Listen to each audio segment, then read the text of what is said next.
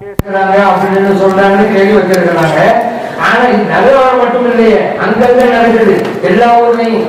பெண்களும் சொல்றாங்க இந்த வழியுள்ளாயம் மேலே வந்து பேசுகிறோம், அதுக்கு ஒரு 10 பேர் உட்காந்துருப்பாங்க, ஏதாவது சொல்லுவாங்க.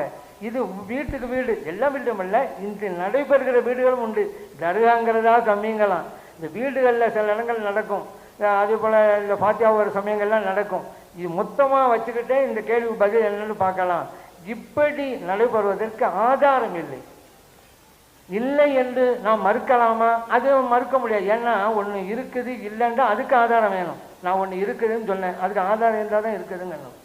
இல்லை அப்படின்னா அதுக்கும் ஆதாரம் இருக்கணும். இப்போ ரெண்டுக்கும் ஆதாரம் இல்லை அப்படின்னா என்ன அர்த்தம்? மார்க்கத்திலே இப்படி ஒரு செயல் நடைபெறுவதற்கு ஆதாரம் இல்லை என்பதோடு நம்ம நிறுத்து கொள்ளணும். இதெல்லாம் பொய், அந்த வேலைக்கு நம்ம போக வேணாம். ஏன் நமக்கு தெரியாதுல்ல, தெரியாத ஒன்றுக்கு பொய் நான் சொல்லணும், அது வேற.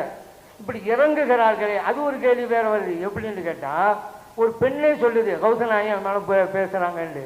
ஒரு ஆள் கேட்குறாரு, இவங்க பெண்மணி, கௌசநாயம் ஒரு ஆண்மகன் ஒரு பெண்மணி மேலே இறங்கி பேசுவாங்களா? அப்படிலாம் கேள்வி வைக்கிறாங்க. நமக்கு இந்த ஒரு மனிதர் இன்னொரு மனிதரிடம் இறங்கி பேசுவார் என்பதற்கு குர்ஆனிலோ ஹதீஸிலோ ஆதாரம் இல்லை. ஆனால் ஒன்று, மலக்குகள் மனிதன் மூலம் பேசுவார்கள் என்பதற்கு ஆதாரம் இருக்கிறது.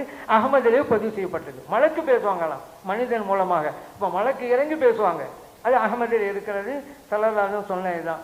ஆனால் மனிதர்கள் இப்படி பேசுங்கிறதுக்கு ஆதாரம் இல்லை. இப்போ நடைபெறுகிறது, அது இல்லைன்னு சொல்லலாமா? அதுக்கு ஆதாரம் இல்லைன்னு சொல்றது ஆதாரம். அல்லாஹ்விட்ட அவங்க உண்மை சொன்னாங்களா பொய் சொன்னாங்களா, அல்லாஹ்வுக்கும் அவங்களுக்கும் மத்தியில் பிரச்சனை. இப்படி இருப்பதற்கு ஆதாரம் இல்லை.